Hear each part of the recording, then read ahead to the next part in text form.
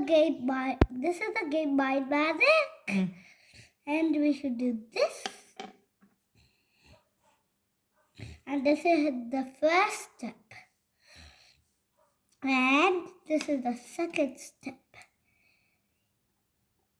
ಮತ್ತೆ ಇದು third step, ಇದು ಫೋರ್ತ್ ಸ್ಟೆಪ್ಪು, ಇದು ಫಿಫ್ತ್ ಅದಲ್ಲ, ಇದು ಫಿಫ್ತ್ ಸ್ಟೆಪ್ಪು,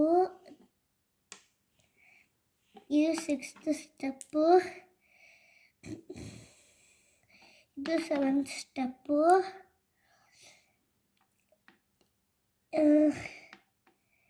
ಇದು ಏಟ್ ಸ್ಟೆಪ್ಪು, ಇದು ನೈನ್ತ್ ಸ್ಟೆಪ್ಪು,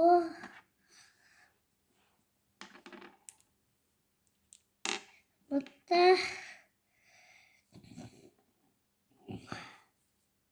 ಇದು 10th ಸ್ಟೆಪ್ಪು, ಇದು 11th, ಇದು 12th, ಇದು 13th ಅಂದರೆ ಮುಗೀತು.